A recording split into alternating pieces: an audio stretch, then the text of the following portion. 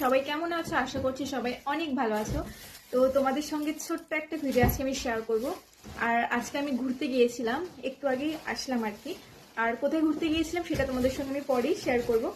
Video যখন post করব তখন দেখতেই পাবে। আর আসার পথে না অনেক সুন্দর মার্কেট বসেছিল, ওখান থেকে কি কিনেছি তোমাদের সঙ্গে শেয়ার করব। এই দেখো, পিতলের একটা প্রদীপ কিনেছি।